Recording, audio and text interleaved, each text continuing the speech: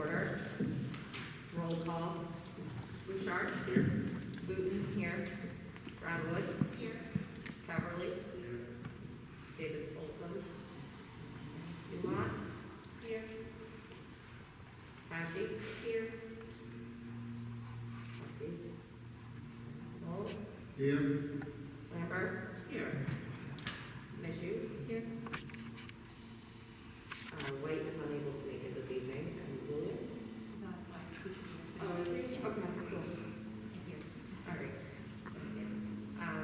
May y'all please stand for the pledge of allegiance. I pledge allegiance to the flag of the United States of America and to the republic for which it stands, one nation, under God, indivisible, with liberty and justice for all.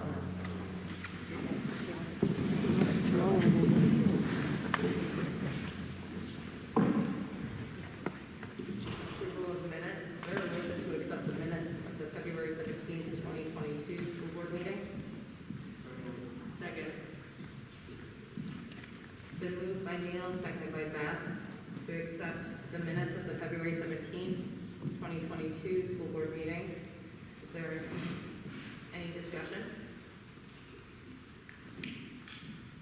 Seeing none. All those in favor?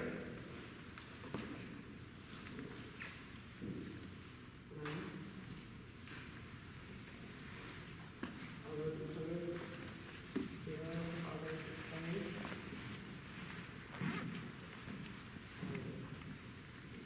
Citizens input.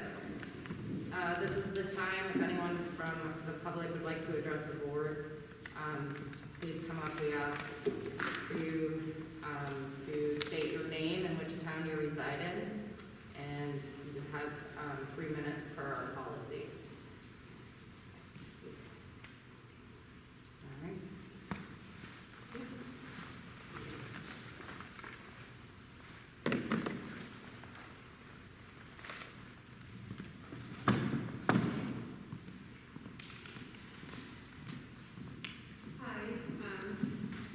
Hi, I'm Kimberly Wright, and I have 3 children that attend school in Clinton, ages 9, 7, and 5.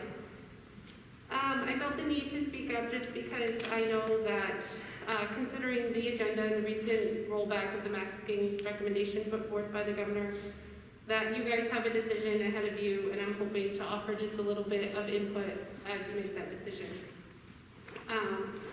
The last 2 years have not been easy for any of us, and particularly a heavy burden has been placed upon our students and children. These were murky waters of a pandemic, and restrictions have eased and nearly disappeared from every aspect of my children's lives except for from school. Every part of me hoped that the masking would be an effective measure, and that the hoops we forced our children to jump through were for good reason. But as we have progressed through this school year, it's become clearer and clearer that it seems to be an unnecessary measure.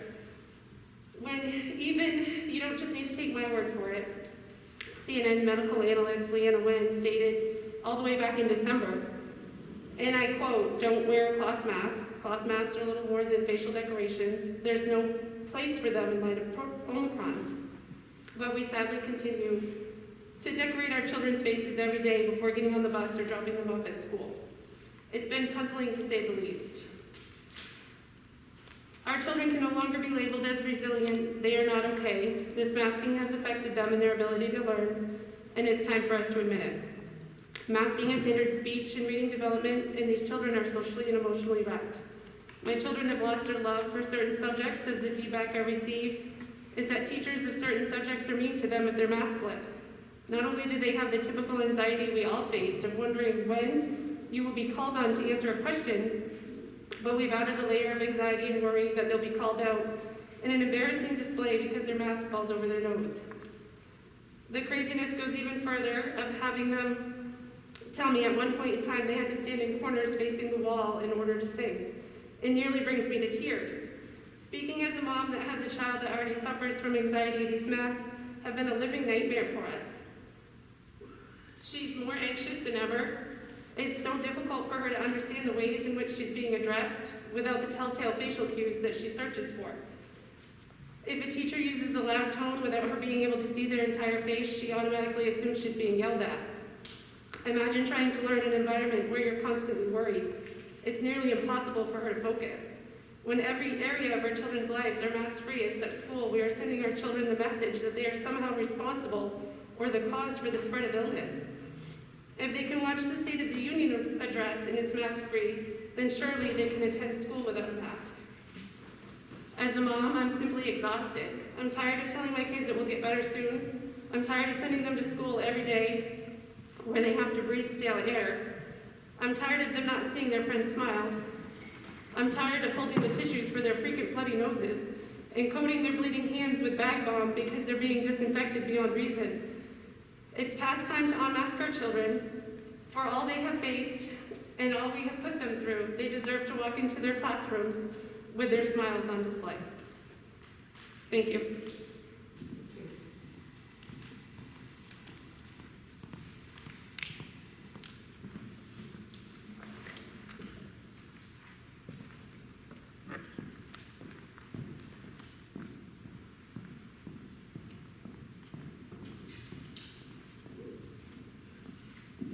Hello, my name is Tiffany Carter. I'm a resident in Fairfield with an 8-year-old daughter at Benton. I too also understand that there's a decision to be made today, and I just wanted to voice my opinion. I come here today to talk to you not about data research or facts. In reality, you should already know about the changes that have come in the last few months pertaining to this pandemic. But I come to you as a mother and as a parent who is speaking on behalf of her own child. This child who has been involved in this since day one, and it is time for a change. I commend you all for what you have done for our children at the beginning of this worldwide change. The steps you took to protect our kids when no one else knew what was the right steps and where to go. You took direction when others didn't know which way to turn, and for that I thank you. And from that, we will always be grateful as well. However, now it is time for a change. We have seen the continuous change throughout this country, and we continue to go through obstacles every single day that we face. However, now it is time for us to make a change for our children within this community and stop forcing on the rest of the world orders. For the children who need to see each other's smiling faces, the children who need to walk and work through their development through expressions and emotions, the children who thrive from a smile or a little smirk from a teacher or even just a peer. This morning I asked my daughter as we sat there and enjoyed the delay. Now, after this meeting, if things change, I want to know not what do you want, but how will it make you feel? Her response to me was, Mom, I would feel free. My heart sank. It's time for these children of all obstacles that have been given through the last few years. It's time to focus on that damage and focus on what needs to be done to start healing that damage. We have a long road ahead of us, and we can't make the change and continue to focus on healing until this is put into place. So from a concerned parent and the voice of a child, please free my daughter and all other children from what has been holding them back, and please allow them to move forward. Thank you for your time. Thank you.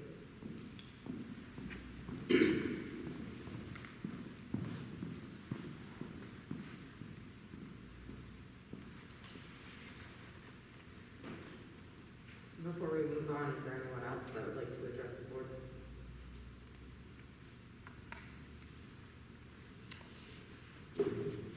All right, moving on to old business, there's none.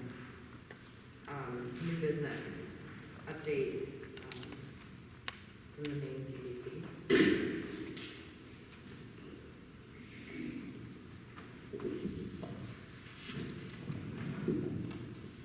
Thank you, and thank you to our parents for your comments. And I just want to express my gratitude to our staff and our children and our families for working through this unknown with us. It has gone on way longer than anyone expected, but it seems like the hours arrived to address one of the most, unfortunately contentious facets of what we had to implement in our schools to make them safe for staff and families. the Maine CDC has lifted the word recommendation for universal masking and offered an option for masking by choice, option only. And that date that'll take effect is the 9th, March 9th, on Wednesday. This follows the US CDC announcing a lift of that mandate or that recommendation. So what we have before us this evening is the condition of universal masking transitioning to optional masking in our school buildings for all people, including staff and students. So that is currently where we're at. Also, the principals and I have been working on updating the plans that we had in place and the procedures we had in place when we opened school in August. And very little of that will be changing, with the exception of one school in Benton, the number of lunches. Logistically, it has been a real struggle to staff those. So that is one place where we're going to return to the usual, I think, three lunch mods. But otherwise, the buildings will continue to function. Yes? If I could just add, Mrs. Hurston, we're going to actually hold off on that. We did have a meeting today, and we're going to be re-looking at that. Okay. So. All right. But that would be one of the only changes that I'm seeing in the plans offered. I think it's important to also understand, irrespective of how people feel about this, children are of compulsory school age. Their parents are required to send them to our schools. They are mandated by law to attend our schools. And we have done all we can to serve everyone and out of concern of everyone, all people, for their health and for their safety. So likewise, the strategies and the procedures that we have implemented will stay in effect for the time being until further notice. So the only change likely that is going to occur is the lifting of the mandatory universal masking.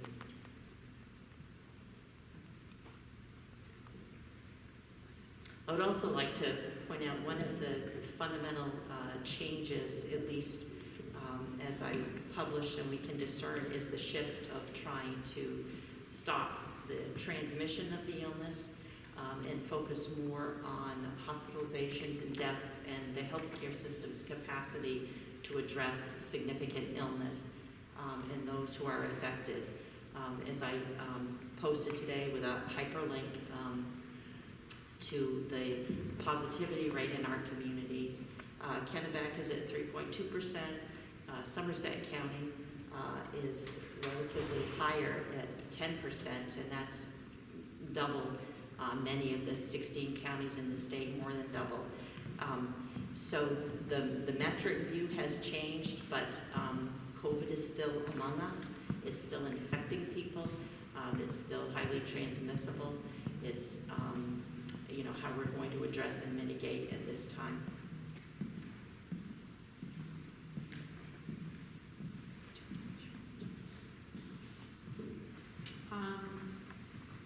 As a healthcare professional, and seeing people move from the beginning of 2020 to now, 2 years later, it's looking remarkably different. I think that when we first put this mask mandate in place, it was to make sure that we weren't really sure where this virus was going. The death rate and the mortality rate was significant at that time. And we know a lot more about this virus now. We have a lot more treatments. And I think that as the medical, person here, I think that we have to agree with the current recommendations from our experts. That it is time. Nobody expected, a pandemic in 2020 to last 2 years. With this new disease process and, the amount of deaths that we've had in the country and the reason why the masking was in place was to decrease the transmission, to keep our community safe, to keep our staff and students safe, but really the community and the hospital system, in our areas. So, so from my standpoint, I think that I agree with the recommendations from our experts, and I do think that it is time, would be my opinion. I haven't had a COVID positive patient in weeks. Our hospital capacity is 0. Our hospital cases are currently 0, and I understand a lot of the pool testing is looking much better as well. So I think that's all good signs, and I think this is an exciting time for everybody. I don't think that this virus isn't gone. It's not like it's not going to be around. It's endemic. We're going to have to learn to live with this. But I think that we have made headway with specific treatments and prevention at this stage in time.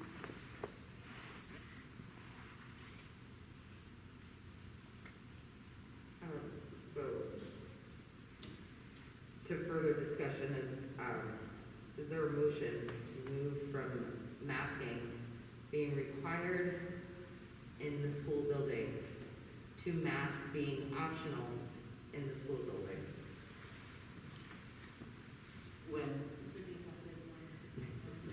Effective March 9th as recommended by the Maine CDC and the Maine DOE. Okay, it's been moved by Beth and seconded by Roy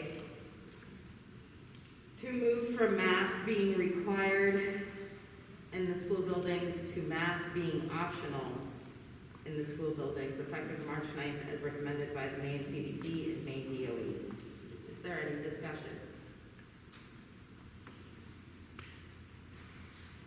All right, all I want to say is I know that this school district and this board has followed suit with the recommendations and guidelines from the Maine CDC and the Maine DOE throughout this pandemic. And we appreciate everyone's patience, even though at times it's been aggravating as parents.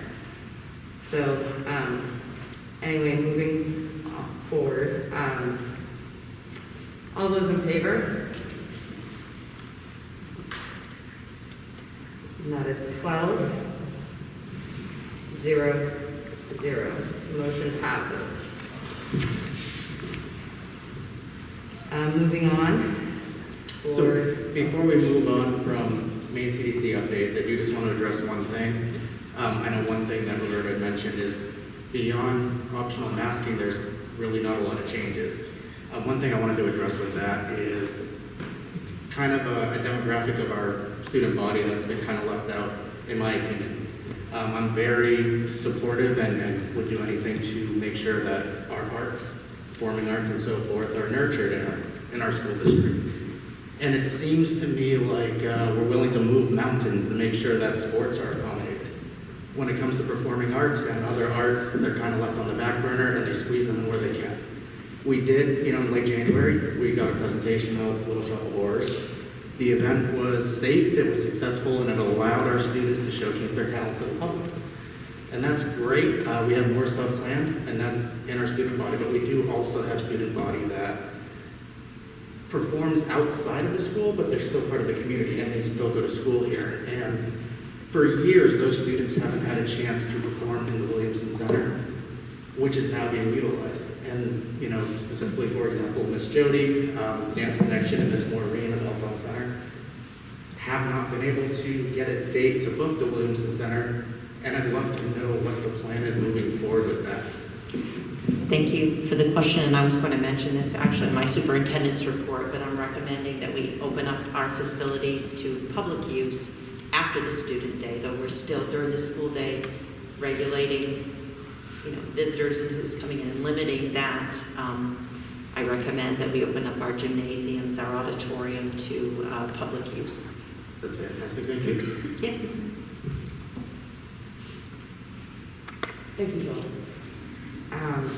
So moving on, on the agenda, for the new construction, the educational specifications. Yes.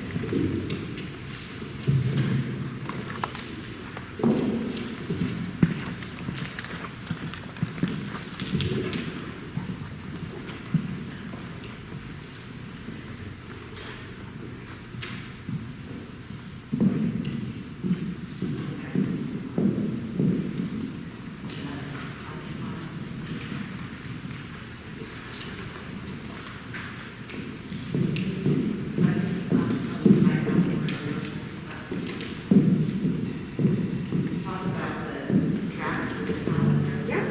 And you can do that first.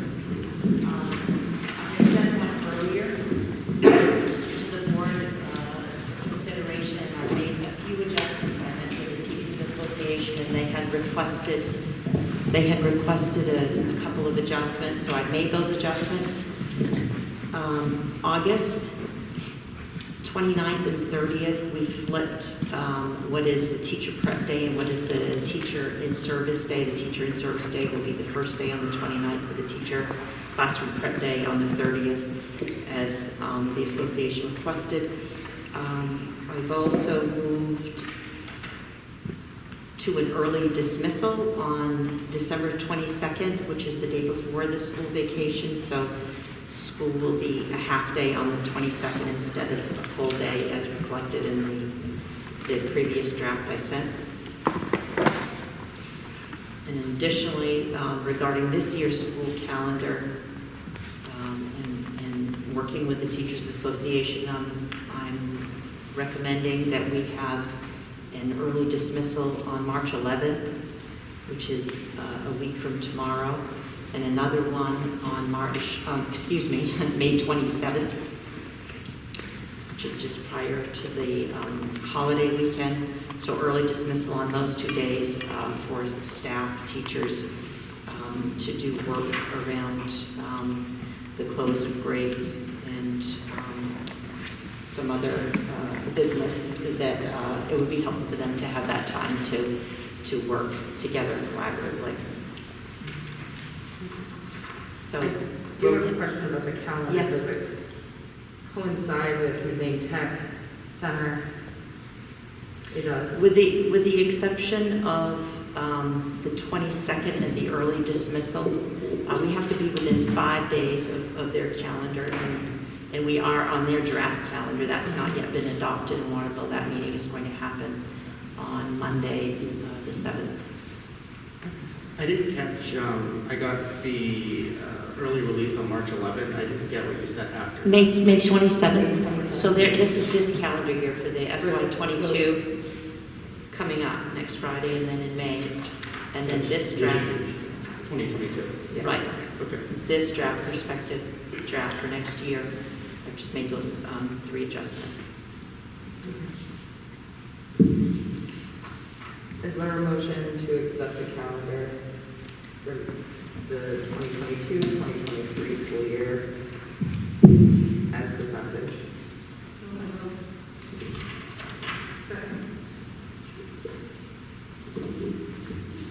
It's been moved by Billy Joe and seconded by Ray to accept the 2022-2023 school calendar as presented.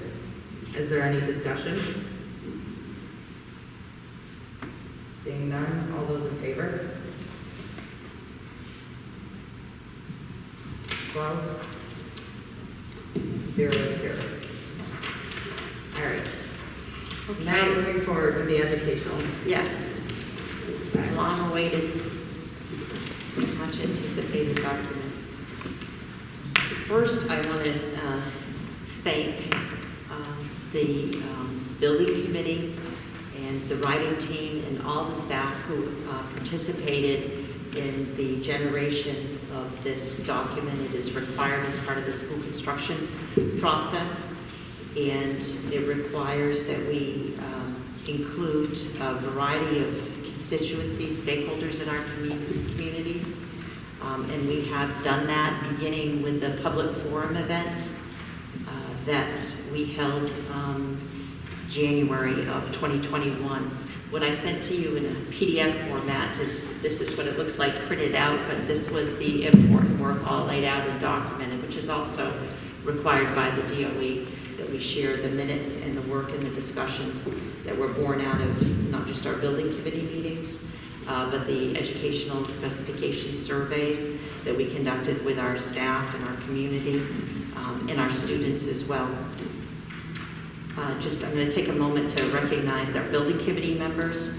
As a reminder, it's Billy Joe Brown, Albion, Neil Caverly of Clinton, Ray Davis Folsom of Fairfield, Terry Knowles of Clinton, Roy White of Benton, Sarah Williams of Benton, myself, and Scott Washburn represent our building committee. And the meeting dates you'll see published right here.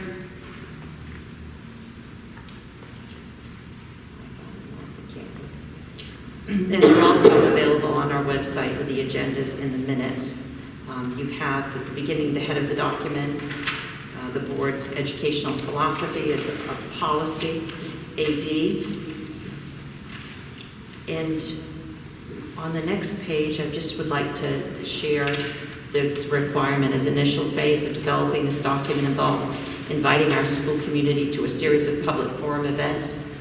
We hosted 2 here. We had a virtual meeting, and we hosted meetings at each of the schools, the elementary schools in Benton, Clinton, and Albion. We had the community come here for the Fairfield Primary School event. They probably, due to the pandemic, were not incredibly well attended, so we continued. We added a few more events, and we offered a virtual event as well. With our work with the architectural and engineering firm, CHA, we generated a survey out to our community that was open. They took notes as we solicited comments from the participants at those events. And that was the very beginning, inception of the work laid out here that resulted in the document you have in front of you. We conducted staff interviews initially in October, a series of them. And unfortunately, because of this environment, they were all virtual. They were, through Zoom. And we laid out a representation of constituencies within our school buildings, from administration to teachers, educational technicians, school secretaries, nurses, counselors, custodial staff, food service workers, anyone that we could find that represented the people who work in a building. And we also conducted a series of interviews in early December. We had 3 days dedicated to that, addressing very specifically the questions laid out in the educational specification document required by the DOE. We also sent out a survey to all 3rd and 4th graders and 5th and 6th graders in our school districts at each of the schools.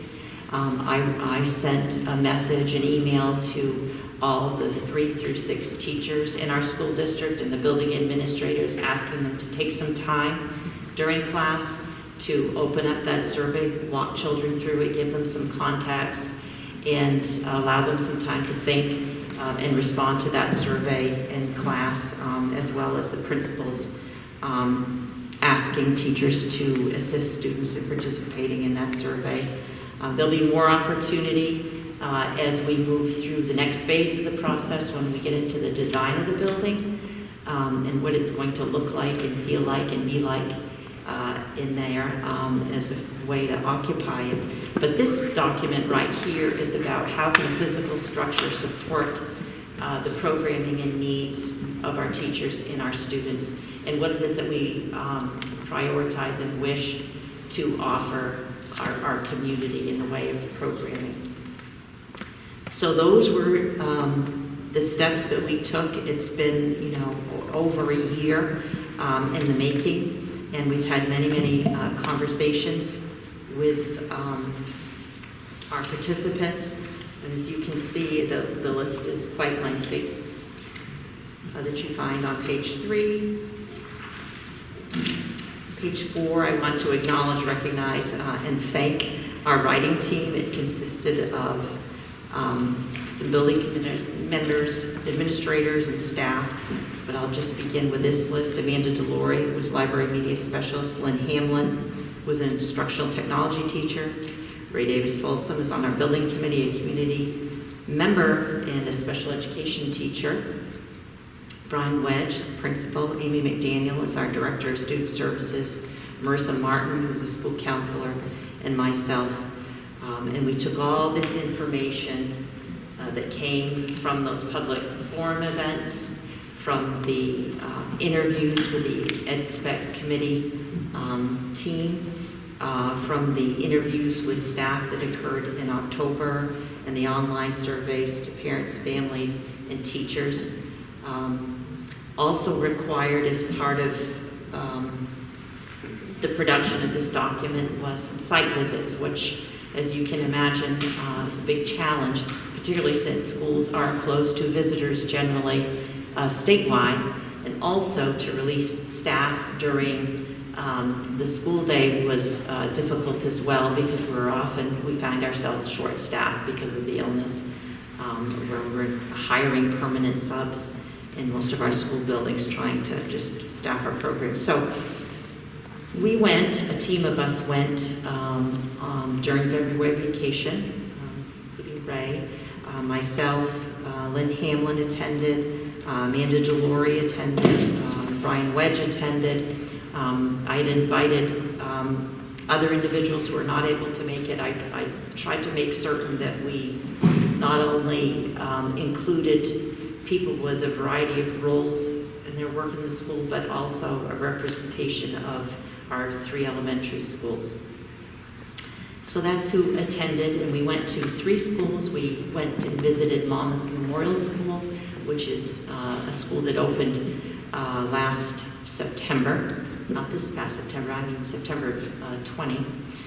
And we visited 2 elementary schools in Brunswick that were new builds. One was a lower elementary and one was an upper elementary. And interestingly, they represented a consolidation of city schools, but is similar to what we're looking to do here and join communities together. I spoke at length with that superintendent, and they had a similar process where you're joining areas of the city and neighborhoods into one central consolidated community school. And the administrators that gave us the tour and the superintendent talked about, some of the initial challenges, but how it is a place where children are served in a way with equity of services. That's one of the challenges that we face here right now, is that not necessarily in each of our community schools do we have the same sort of support and programming available to them because of the way that we're funded. We have itinerant staff and we have part-time staff, and that does have an impact, I think. One of the programming services that we moved and consolidated to Benton Elementary out of our inability to staff them in the 3 separate schools is an example of how sometimes children are better served when we collect our resources instead of diffusing them. But that's just one aspect of what a consolidation brings. So there are 8 questions with a series of bullets to answer to in narrative form. We took the responses from the EdSpec interviews. There were notes, and I made those available to you. CHA did a great job in facilitating those, so I attended them. One of their staff members took notes through the process. So it's a really good backup document, in which will become an appendix to this document here, and you can go back and look at the response and reference that from the conversations that we had. So I'm just going to review, if you don't mind, what these 8 questions ask for. and are required. Ultimately, this will be presented to our Commissioner of Education and the State Board of Education, and initially reviewed by the school construction team with Scott Brown and his staff. But the first question relates to a forward-looking program for all learners. How does the project enhance teaching and learning to meet the needs of all learners in the 21st century? And then there's a series of sub-questions within that. There were 7. So it's asking us as a community to consider all that a building can house for projects that will enhance the educational experience and support the educational experience of our students as they move through our system and acquire the skills that they need to be successful human beings beyond our public school system. One of the prevailing themes that came from our discussions, our conversations, and these interviews was how the people are going to fit there together, and that includes staff and students. What opportunities will there be for them to communicate and collaborate with one another? And again, this is about what is the basis for the architects designing the physical space to facilitate people working together, being able to connect with each other, and for students to do likewise. No longer are we looking at, like the design of this building here. You have a couple corridors and you have classrooms on the sides of the walls. New schools have multiple types of learning spaces, common spaces that are outside of a traditional classroom. Learning labs, they call them maker spaces, that are equipped with the technology, the acoustical operation, the connectivity, anything we can imagine right now will be in place there, and the state will fund it if we illustrate our need for it. The other component that came up was a need for students to have flexibility in furnishings, and again, back to a traditional classroom with fixed rows. That is probably something that someone my age might have experienced more than what kids are experiencing now. But that furnishings are all part of building in that flexibility and moving out of a traditional model of teaching and learning. That is one of the silver linings, I would say, of the pandemic, even moving to outdoor learning spaces as was recommended, and we scrambled around and tried to make that happen. But we'll find in new builds that there'll be outdoor spaces that are furnished and designed to accommodate more of that.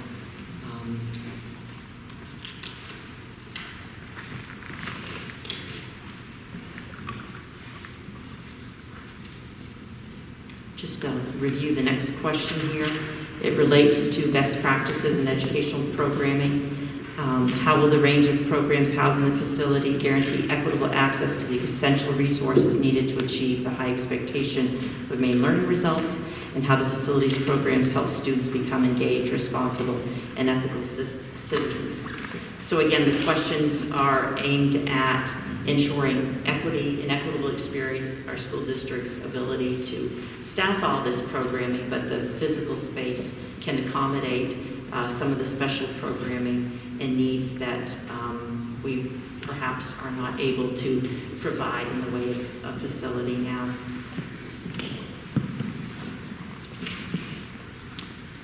Question 3, in what ways does the interrelation of instructional and non-instructional programs and facilities enhance teaching and learning, provide a personalized learning environment, allow for program adaptability and flexibility, and maximize collaboration for the benefit of students as a group and individually? This is, from a practitioner's view, something that teachers are routinely called upon to do. Whole group, small group, individualized instruction is a model right now, but sometimes the spacing doesn't accommodate that. One of the examples that we saw in Brunswick, and teachers had requested this, is this space between adjoining classrooms that allows for individualized instruction and work. And if you think about when you don't have that capacity as a teacher, we're staffing that service to a student to leave a space, leave a regular classroom teacher in place, and have another staff member take the student somewhere else that not necessarily is adjoined or in the same wing as where that service needs to be relative to their regular classroom. So that's just an example of space serving small group work, ability for teachers to collaborate with one another, team teach, for example. That was one of the important themes in our visits and our conversations with staff. Question 4, how does a grouping of people, staff, support personnel, and others guarantee the support and resources needed for all students to meet and exceed Maine's learning results? And again, what we're hearing time and again from staff is they're needing opportunity in the school day. As we discussed earlier this year in a policy and planning meeting about what teachers need, they need time, and they need time to be able to collaborate with one another. And I think sometimes in older designs, people work in isolation more than they have an opportunity to see each other. You can move through a whole school day with very limited breaks and not be able to connect with a colleague. So it's not just the planning, but the proximity is important. Also, when we toured buildings, and we did tour some others initially when we were selecting an architect with a different group.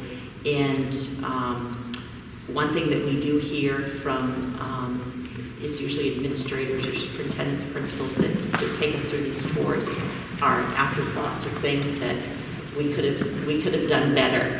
And one thing that the superintendent in Brunswick had mentioned is that the wings were not connected, and that people, the employees, were separated from each other in a way that they didn't want to be. So, as a consideration moving forward, providing opportunities for our staff as we phase up to this is giving them a chance to work with one another as a collaborative team and community right now instead of in isolation in our schools.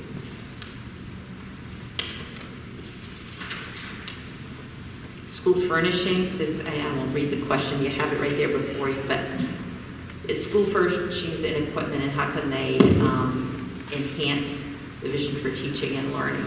And again, it seems like a small thing, but furnishings that are flexible and comfortable and accommodate people of all sizes is very important.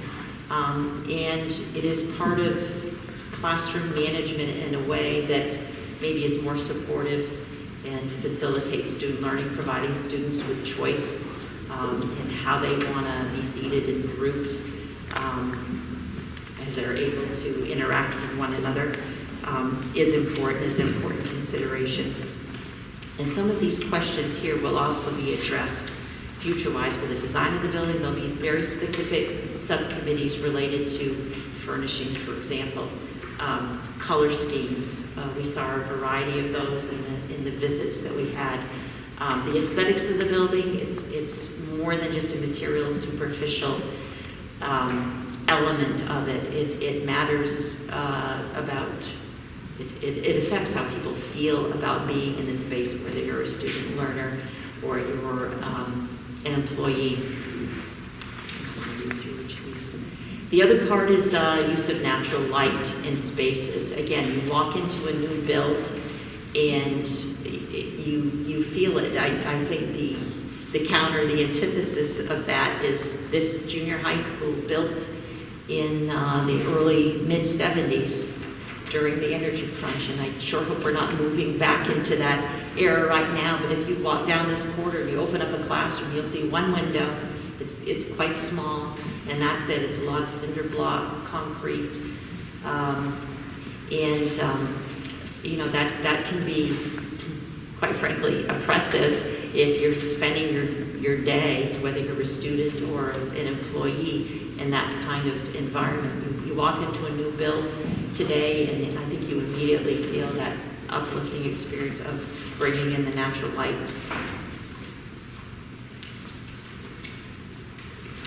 Technology, of course, it'll be supplied at whatever the state-of-the-art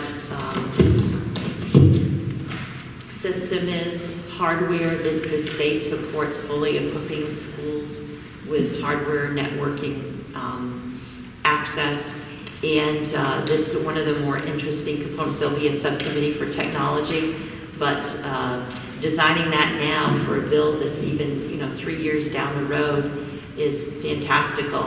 But part of the work of the architect is to anticipate and build in some flexibility for technology, as you would. The document addresses like the heating system, ventilation, air exchange, what is going to be the source of our fuel and our power and our operations. Building in some flexibility for that, or to transform into another element. One of the things that Kathy Cogan mentioned earlier, and we saw it actually in one of the Brunswick buildings, is the solar panels. Well, if you anticipate that you might want to utilize that eventually, it matters greatly in the amount of steel structure that you put up initially for the roofing. It doesn't need to be installed initially, but that's like fundamental to can whatever you want to transform to or expand to or develop to support what you need. So I think we saw that in progress at the Brunswick School. Another question deals with future regarding learning spaces for public school youth, and that's that question just came up very much. Should the community be part of and have access to this new school building? Outside the school day, the state is very interested in supporting that relationship with our community and building the space with the opportunity and the housing to facilitate meetings, whether it's PTO or clubs. We have PAL involved in using our gymnasiums, for example, but performing arts. One of our teachers talked a lot about, who was participating in the interviews, Josh Lund, about the performing arts inside and outside of the building, and having Wi-Fi outside, access to power, maybe an amphitheater, having a place to perform outside and inside the school building are all part of what it's going to house. Having the community be able to gather on the grounds, having community gardens, having partnerships with local institutions like higher ed. We talked, for example, KBCC and culinary arts, and trying to bring the college options and aspirations to children by having spaces for presenters to rather perform or demonstrate. We talked about these maker spaces, having a space, for example, Lynn Hamlin, who operates a robotics program out of her classroom, and I've been in there. The equipment and the materials are all housed and stored in cubbies versus being in a space laid out, not needing to be disassembled every time they bring out the activity, having spaces dedicated to those sorts of activities.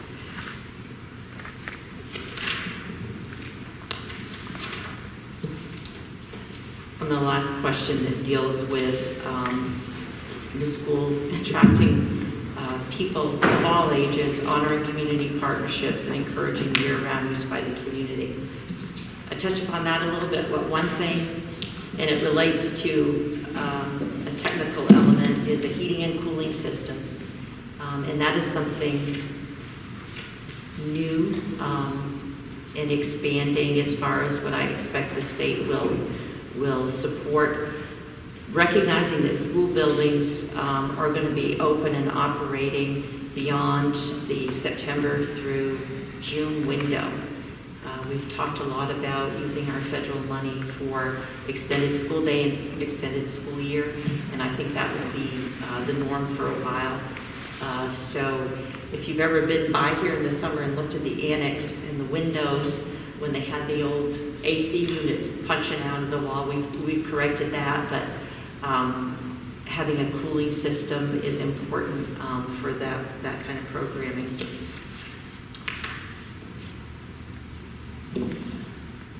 I don't know if anyone who visited the schools wants to share their insight or their observations.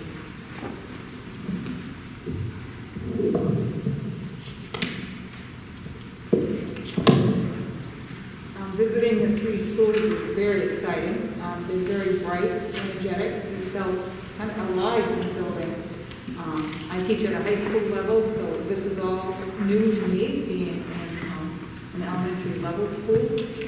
I think we learned a lot of things between Lynn and Amanda and I, talking about the classroom, how the classrooms were set up, about spaces in the hallway, different places you can take your classroom, not just in your room. The outdoor spaces, you take students outside to have a class outside. We learned a lot from talking to the superintendent and the building principals that gave us a tour, things that they wish they had done differently, or the positive things, and new things that they didn't realize they were going to have. So we learned pros and cons, I guess you would say. I was really, really excited to be part of the tours.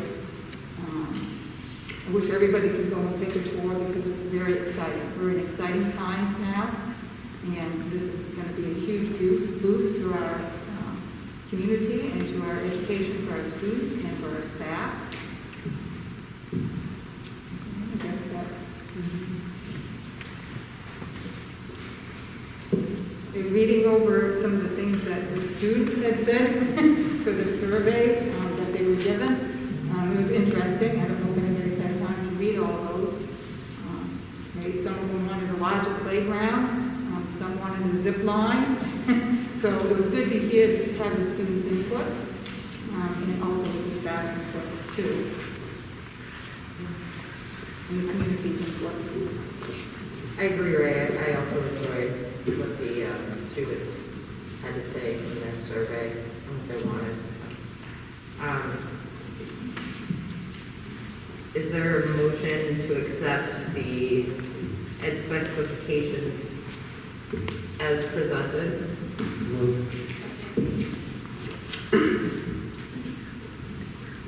Been moved by Joel and seconded by Billy Joe to accept the educational specifications as presented. Any questions or discussion? I just have a question. When you tour, this is very comprehensive, and I understand that these specs are required for this project moving forward. A lot of the new concepts and the programs and that are listed here, I understand are for the new build, but are those concepts and programs going to be included also for the K-2 school? For example, like, I mean, all of these, like, you know, the rigorous academic programs that are listed, and just the concepts and what you're talking about when to go, to see, you know, for these new schools, are they just 3 through 6 schools, or No. are they K through 6? we saw lower elementary Lower and upper, right? in Brunswick, yes. So I just want to make sure, like, these concepts sound wonderful. It's exactly what we're looking for, and our goal is what we want for our communities and our new school. I just want to make sure that these similar programs and concepts will be also utilized in the K through 2 as well as the 3 through 6. To the best of our ability, and again, this is part of the physical structure. The initial work of CHA, as you may recall, with the building committee, was the reload of Benton. The Department of Education required the school district to continue to use rewind a little bit, there was a feasibility study and looking at the capacity of all our buildings, and their recommendation was to close 3, consolidate, but we must utilize Benton to its capacity. So there was a lot of initial work on the reload of Benton in part to house a universal pre-K, for example. Going into that building and looking at, a lot of the classrooms are adjoining, and the petitions will come out, and the space will be recast, like the common space that you have in those pods will be reused, so we can implement and support as much as possible. That's, the questions laid out in this document for consideration. Childcare spaces before and after, and that's one thing that the state will be willing to support for us, is building a childcare space in the new center, having office space in the new center for the programs on the Benton campus. They're allowing us to view these 2 schools as a campus, and so there'll be some continuity of program, not just like physically tying them, rerouting the traffic circulation, building a nature trail to connect them. But that was what we asked of CHA to build into this. So yes. Thank you for first,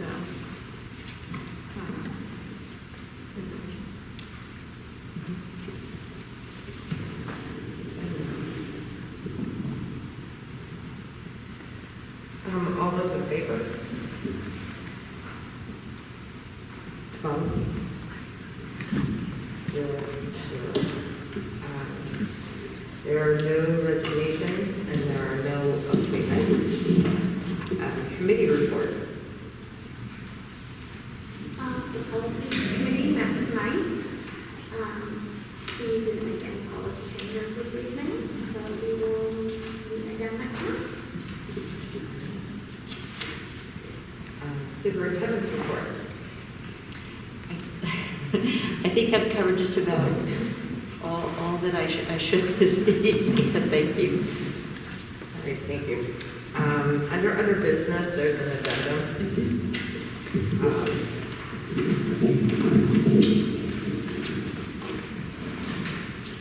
Is there a motion that special education teacher Elizabeth Warner be granted a partial leave of absence per the collective bargaining agreement between the Board of Directors and the Teachers Association under Article 17, subsection E, other leaves of absence without pay may be granted by the board for good reason. Can you explain, before we go in, can you explain?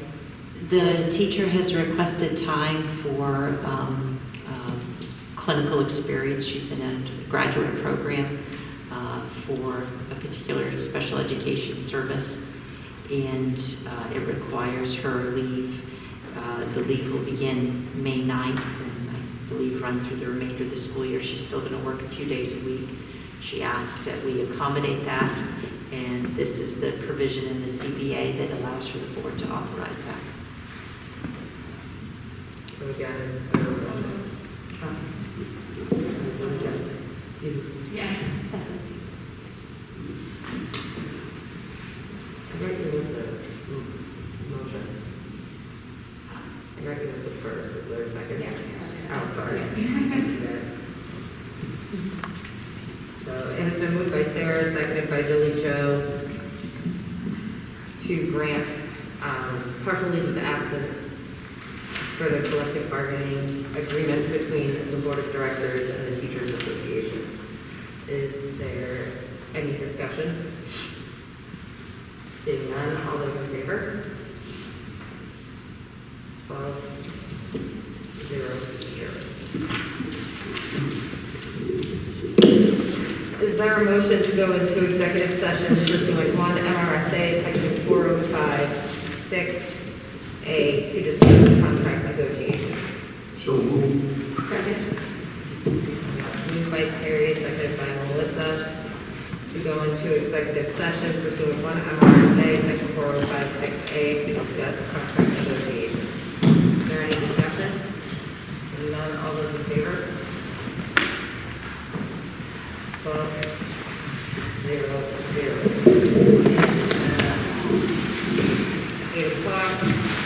will take effect